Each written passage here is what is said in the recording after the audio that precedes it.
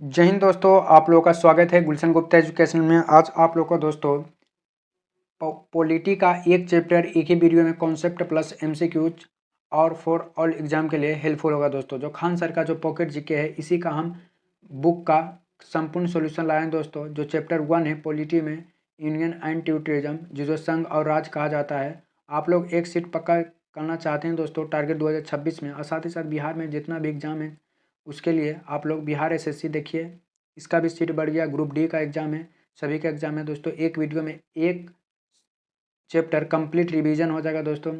Polity by गुलशन गुप्ता जो आप लोग को हम टीच कर रहे हैं दोस्तों। वीडियो अच्छा लगा तो चैनल को सब्सक्राइब, वीडियो को शेयर जरूर करें। देखिए वीडियो शुरू करते हैं। चैप्टर 1 है दोस्तों भाग 1। चैप्टर 1 में भाग 1 है, जिसमें भाग 1 में हम संघ और राज्य के बारे में पढ़ेंगे। भाग 1 में किसके? संघ और राज्य के बारे में पढ़ेंगे। भाग 1 में संघ और राज्य के बारे में, जिसमें हम शुरू से बता रहे हैं दोस्तों संविधान किसे कहते हैं।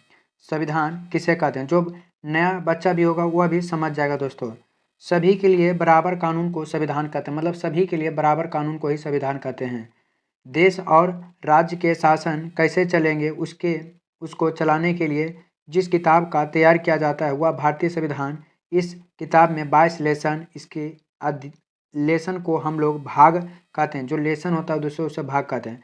मतलब इसमें सभी के लिए बराबर कानून। जैसे मान लीजिए आपके पिताजी हैं, पिताजी के दो बेटे हैं, मतलब पिताजी के दो बेटे हैं राम और श्याम, तो ये अब देखिए बराबर अधिकार होता है कि नहीं, दो बेटा का बराबर अधिकार, उसे क्या कहते हैं? उसे पिता कहते हैं। उसी प्रकार कि जो संविधान है हम लोग को बराबर अधिकार देते हैं दोस्तों देश में, और राज्य के कैसे चलेगा उसी के लिए। जिसे पिता कैसे घर चलेगा मालिक बताते हैं, उसी प्रकार चैप्टर बाय चैप्टर होता है। उसी में किताब में तैयार किया गया है, जिसमें किताब एक तैयार किया गया, संविधान का एक क्या किया गया, किताब तैयार किया गया, जिसमें हम लेसन भी बांटते हैं, मतलब चैप्टर बाय चैप्टर बांटते हैं, जिसमें 22 लेसन है। टोटल कितना? 22 लेसन, मतलब 22 भाग हैं।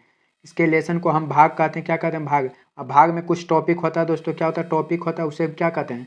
अनुच्छेद कहते हैं दोस्तों। उसे क्या कहते हैं? अनुच्छेद।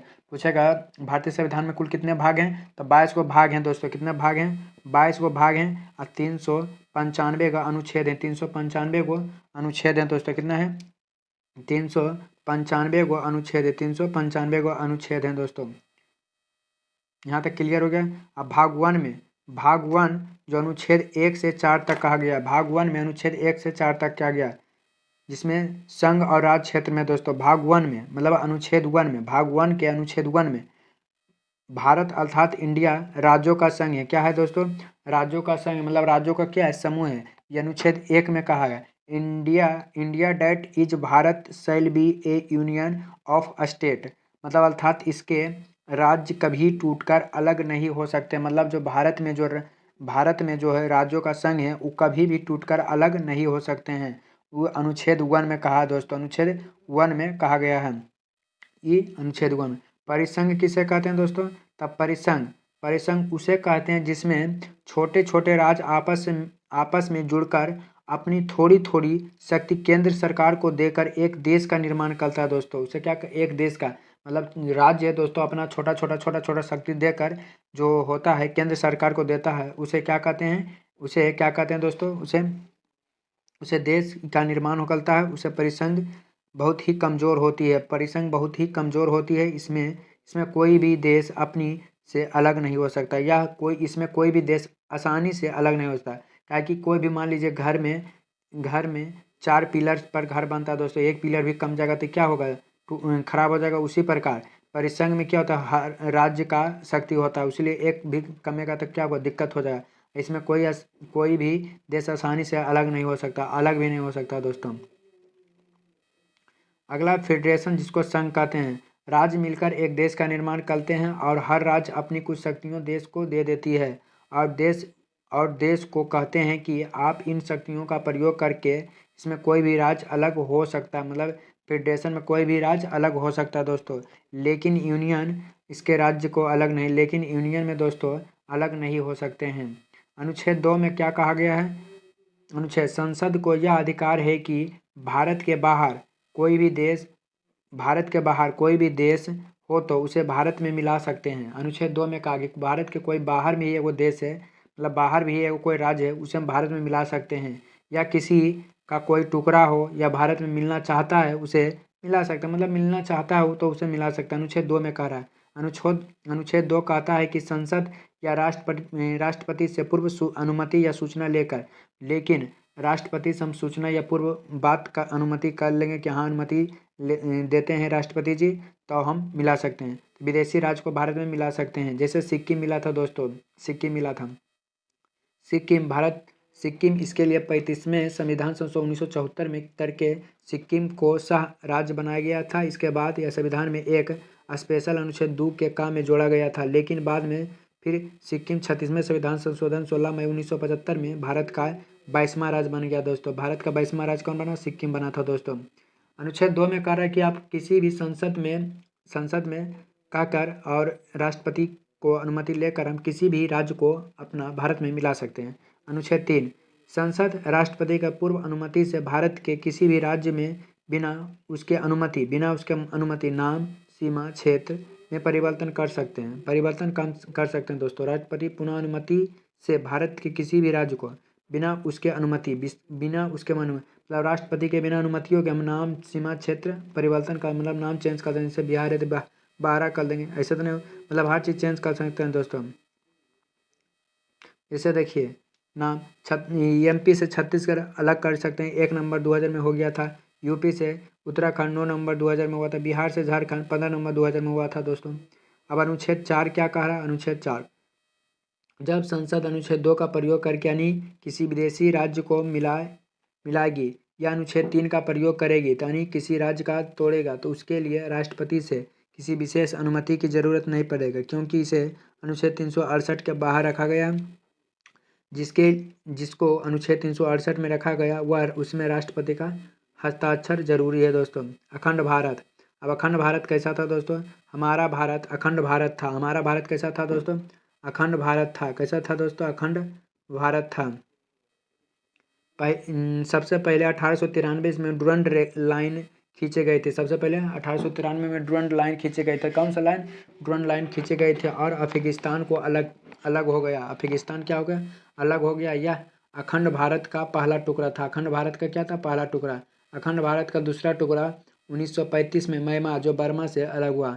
अखंड भारत का तीसरा टुकड़ा पाकिस्तान 1947 में। पहले दोस्तों अफगानिस्तान अलग हुआ भारत से जो 1893 में, जो डुरंड लाइन है, और दूसरा टुकड़ा म्यांमार हुआ, तीसरा टुकड़ा पाकिस्तान हुआ। तीसरा टुकड़ा कौन हुआ? पाकिस्तान हुआ। जो पाकिस्तान का विभाजन मुस्लिम जनसंख्या पर हुआ था, मुस्लिम जनसंख्या पर, और एक ही और पूर्वी पाकिस्तान और एक और पश्चिमी पाकिस्तान हो गया। बाद में पूर्वी पाकिस्तान बांग्लादेश बन गया दोस्तों। पूर्वी पाकिस्तान बांग्लादेश बन गया। रेड क्लिफ रेखा जो भारत पाकिस्तान को अलग करती है और भारत बांग्लादेश के बीच बॉर्डर को जीरो लाइन कहते हैं। भारत और बांग्लादेश के बीच के बॉर्डर को जीरो लाइन कहते हैं। पाकिस्तान में मिल जाए, भारत में मिल जाए एवं स्वतंत्र देश बनाए। यह अंग्रेजी देशी रियासत के 3 विकल्प था दोस्तों। जब देश आज़ाद हुआ तो भारत में 552 से अधिक देशी रियासत थी। 552 देशी रियासतों को मिलाकर फेडरेशन बनाना संभव नहीं था। इसीलिए सरदार पटेल को फेडरेशन बनाना संभव नहीं था, इसीलिए जिम्मेदारी दी गई इसके लिए एक यूनियन बनाई। इस काम में 3 लोगों का महत्वपूर्ण भूमिका था, सरदार पटेल, पीवी मेनन एवं लॉर्ड माउंटबेटन। इन लोगों ने सभी राज्यों को भारत में विलय कर दिया, किंतु तीनों राज्य भारत में विलय के लिए तैयार नहीं थे। हैदराबाद, जैसे 3 राज्य नहीं थे दोस्तों, कौन कौन? हैदराबाद नहीं थे। हैदराबाद के निज़ाम हैदराबाद को पाकिस्तान में मिलना चाहते थे। हैदराबाद जो था दोस्तों ये पाकिस्तान में मिलना चाहते, किंतु सरदार पटेल ने पुलिस की वर्दी में सेना भेज दी और ऑपरेशन पोलो कहा। इसी के तहत हैदराबाद 17 सितंबर 1948 में भारत में मिल गया। मैंने ऑपरेशन पोलो ने सरदार वल्लभ भाई पटेल ने भेजा तो उन्हें हैदराबाद फिर मिल गया कहाँ? भारत में दोस्तों 1947। जूनागढ़, दूसरा जूना गुजरात का एक रियासत था जो पाकिस्तान में जाना चाहता था दोस्तों, किंतु सरदार पटेल ने जनमत संग्रह कराकर उसे भारत में मिला लिया। तीसरा जम्मू कश्मीर, यहाँ के जनता मुस्लिम थी लेकिन राजा हिंदू हरि सिंह थे। यहाँ के मुस्लिम थे जम्मू कश्मीर, यहाँ के जनता कौन था? मुस्लिम थी, लेकिन राजा हिंदू हरि सिंह था। डोगरा भाषा थे, यहाँ के कौन भाषा? डोगरा भाषा। इन्होंने कहा कि हम ना भारत में रहेंगे और ना ही पाकिस्तान में रहेंगे। जम्मू कश्मीर का कहना ना था हम भारत में रहेंगे ना तो पाकिस्तान में रहेंगे, हम स्वतंत्र देश बनाएंगे तब तक जब तक पाकिस्तान आतंकवादियों घुसपैठ कर दिए। तब हरी सिंह को लगा कि अब हम नहीं बचेंगे। हरी सिंह जो उनके प्रधानमंत्री थे, वह लगा कि अब हम नहीं बचेंगे क्योंकि पाकिस्तानी जो थे हमला कर दिए, अब नहीं बचेंगे। तब हरी सिंह नेहरू के पास आए और सरदार पटेल 26 अक्टूबर 1947 में विलय पत्र पर हस्ताक्षर करके भारत का अंग बन गया। इन्हीं सभी देशी रियासतों को मिलाकर एक भारत का निर्माण किया गया। अब भारत के 4 राज्यों में बांटा गया, ABCD। ए से होता ब्रिटिश, वहाँ के राज्य जहाँ अंग्रेज का शासक था 9। बी से हो जाएगा वहाँ के राजा जहाँ देशी रियासत 9, बड़े शहर तथा अंग्रेजों केवल शहर का कब्जा 10। एस्केधर कमेटी भाषाएं के आधार पर राज्यों का गठन के लिए सबसे पहले 1948 में एस्केधर आयोग का गठन किया गया है, किंतु इन्हें भाषा के आधार पर राज्यों का गठन किया है। अब दोस्तों यहाँ भाषा के चलते लड़ाई होता है एस्केधर कमेटी में।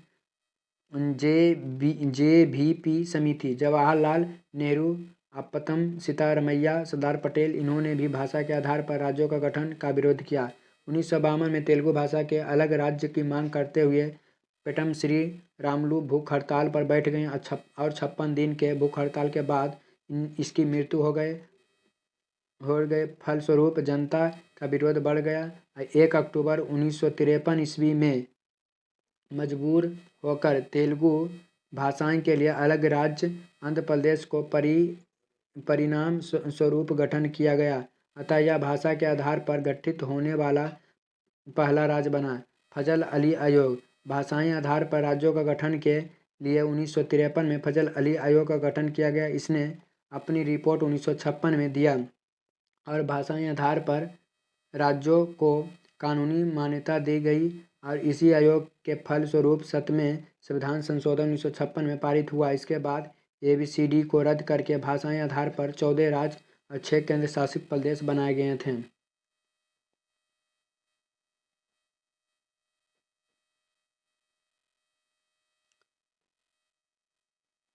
इस प्रकार भारत का एक विशाल साम्राज्य को समेट कर दिया, इतने में रह गया और 28 राज्य और 7 केंद्र शासित प्रदेश बन गए। पहले 29 राज्य और 7 केंद्र शासित प्रदेश थे, लेकिन बाद में जम्मू कश्मीर राज्य का दर्जा छीन लिया, 28वां राज्य बन गया। अब पहले 7 केंद्र शासित प्रदेश थे, लेकिन अब जम्मू कश्मीर भी लद्दाख 2 केंद्र शासित प्रदेश में बन गया। इनकी संख्या 9 हो गई, लेकिन डिसीजन लिया गया दादरा और नागर हवेली और दमन दीव को अलग केंद्र शासित प्रदेश था, इन्हीं को मिलाकर फिर दादर और नागर हवेली बना गया। अब वर्तमान में 28 राज्य और 8 केंद्र शासित प्रदेश हैं दोस्तों, याद रखिएगा। वर्तमान में स्मरणीय तथ्य यहाँ से क्वेश्चन पूछा जाता है कि भाषाएं के आधार पर सर्वप्रथम 1 अक्टूबर 1953 में आंध्र प्रदेश का गठन हुआ था। दूसरा है राज्य पुनर्गठन अधिनियम 1956 के द्वारा भारत के 14 राज्य और 6 केंद्र शासित प्रदेश बांटा गया। भारत के 26वां राज्य के रूप में 1 नवंबर 2000 ईस्वी में छत्तीसगढ़ बने 26वां। 22वां कौन था दोस्तों? सिक्किम था। किसी नए राज्य का गठन के लिए संविधान के अनुसूची 1 में परिवर्तन किया था। 35वें संविधान संशोधन 1974 द्वारा सिक्किम को सहराज्य का दर्जा दिया गया और 36वें संविधान संशोधन 1975 द्वारा पूर्ण राज्य दिया गया। जूनागढ़, हैदराबाद और जम्मू कश्मीर देशी रियासत में भारत सरकार में कार्यवाही फलस्वरूप भारत में शामिल हो गए थे। जूनागढ़ को जनमत संग्रह और हैदराबाद को सशस्त्र कार्यवादी ऑपरेशन पोलो द्वारा भारत में मिला लिया था। जम्मू कश्मीर के महाराज हरि सिंह डोगरा भाषा के ने पाकिस्तान काबिल छापामारी के आक्रमण के भयभीत होकर भारत में अपना विलय स्वीकार किया। फ्रांसीसी उपनिवेश चंद्रनगर का विलय पश्चिम बंगाल में किया गया था। मद्रास राज्य के तेलुगु भाषाएं के लिए भाषा के आधार पर अंतर राज्य की मांग करते हुए पोट्टम श्री रामलू मृत्यु हो गए थे। श्री रामलू की मृत्यु के बाद प्रधानमंत्री नेहरू ने तेलुगु भाषा के लिए अलग राज्य आंध्र प्रदेश की घोषणा की। दिल्ली और जम्मू कश्मीर ऐसे संघ राज्य क्षेत्र हैं जिनका अपना उच्च न्यायालय है। दिल्ली और पुडुचेरी जम्मू कश्मीर का विधान सभा राज्य और समवर्ती सूची के अधिकांश विषयों पर कानून बना सकती है, परंतु उनकी यह शक्ति पूरी तरह से संसदीय नियंत्रण में है। नेफा का अर्थ नॉर्थ ईस्ट फेडरल एजेंसी है दोस्तों।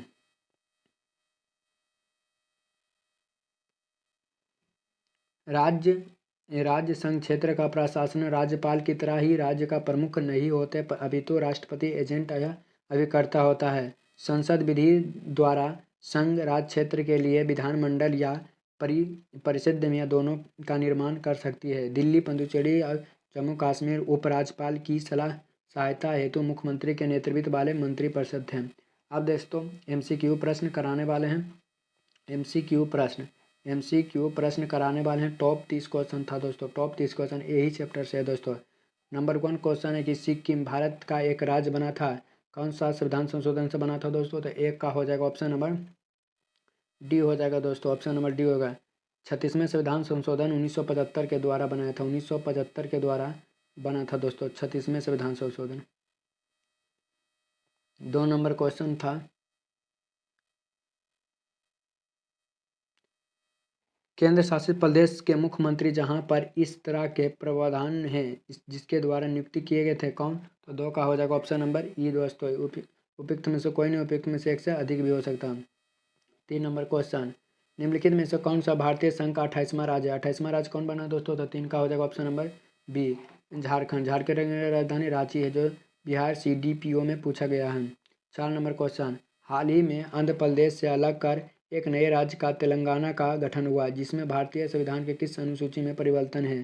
तो 4 का हो जाएगा ऑप्शन नंबर ए अनुच्छेद 1 में कहा गया दोस्तों। किस वर्ष सिक्किम भारत का संघ का 22वां राज्य बना था? तो 1975 में बना था दोस्तों, 1975 ईस्वी में। भारत में संघ शासित प्रदेश की संख्या कितने दोस्तों? तो ऑप्शन नंबर डी हो जाएगा 8 है। नेफा का फुल फॉर्म क्या था? नॉर्थ ईस्ट फ्रंटल एजेंसी हो दोस्तों, north east frontal agency. Option number C हो जाएगा दोस्तों, ऑप्शन नंबर सी हो जाएगा, ऑप्शन नंबर सी। तो 7 का हो जाएगा सी दोस्तों। अगला नंबर क्वेश्चन हो जाएगा 9 नंबर 8 नंबर, निम्नलिखित में से कौन 1953 ईस्वी में गठित राज्य पुनर्गठन आयोग के संबंध नहीं थे? कौन थे नहीं दोस्तों? 8 का हो जाएगा ऑप्शन नंबर सी नहीं थे, बाकी फजल अली थे वे दोस्तों, टोटल के थे। 9 नंबर क्वेश्चन, स्वतंत्रता प्राप्ति के पश्चात निम्न में से किस राज्य का गठन क्रमशः सबसे पहले और सबसे बाद में हुआ था? सबसे पहले दोस्तों 9 का हो जाएगा option number B Andhra Pradesh, का बाद में तेलंगाना हुआ था। फ्रांसीसी उपनिवेश चंद्रनगर का विलय किस राज्य में किया गया था? 10 का हो जाएगा ऑप्शन नंबर डी दोस्तों, पश्चिम बंगाल में, चंद्रनगर के पश्चिम बंगाल में। 11 नंबर क्वेश्चन, 1953 ईस्वी में गठित राज्य पुनर्गठन आयोग का अध्यक्ष कौन थे? तो 11 का हो जाएगा ऑप्शन नंबर ए है दोस्तों, फजल अली हैं दोस्तों। कौन है? फजल अली। 12 नंबर क्वेश्चन हो जाएगा, भारत के संविधान के अंतर्गत निम्नलिखित में से किसको राज्य का सीमाओं में परिवर्तन करने की शक्ति है दोस्तों? किसे? तो ऑप्शन नंबर ए हो जाएगा, संसद के पास है दोस्तों शक्ति हैं। 13 नंबर क्वेश्चन हो जाएगा, 13 नंबर, राज्य पुनर्गठन आयोग ने 1 नवंबर 1956 को कितने राज्य तथा कितने संघ राज्य बनाए थे? तो 13 का हो जाएगा ऑप्शन नंबर ए दोस्तों, 14 राज्य एवं 6 संघ राज्य बना था। 14 नंबर क्वेश्चन, संविधान के निम्नलिखित में से किस प्रावधान के अंतर्गत भारतीय संसद को नए राज्य बनाने के अधिकार हैं? तो 14 का हो जाएगा ऑप्शन नंबर सी दोस्तों, अनुच्छेद 3। नए राज्य का गठन की शक्ति निहित है दोस्तों, तो 15 का हो जाएगा ऑप्शन नंबर ए संसद के पास। संविधान के प्रथम अनुच्छेद के अनुसार भारत है दोस्तों।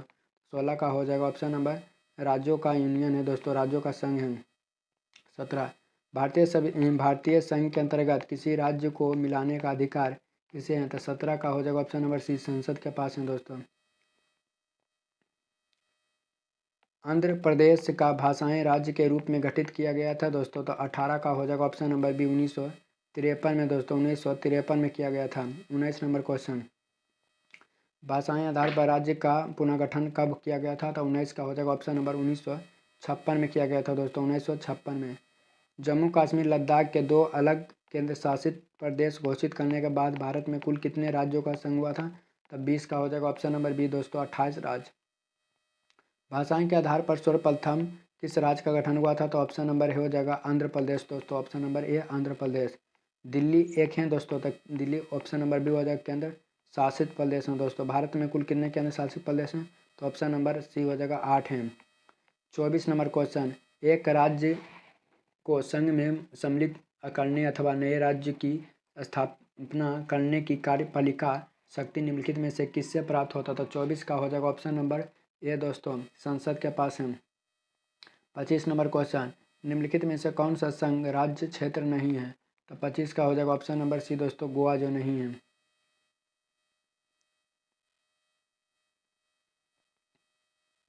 भारत में कितने राज्य और केंद्र शासित प्रदेश हैं? 28 राज्य और 8 केंद्र शासित प्रदेश हैं दोस्तों। 28 नंबर क्वेश्चन, निम्नलिखित में से कौन सा नए राज्यों का निर्माण के लिए संवैधानिक उपबंध नहीं है?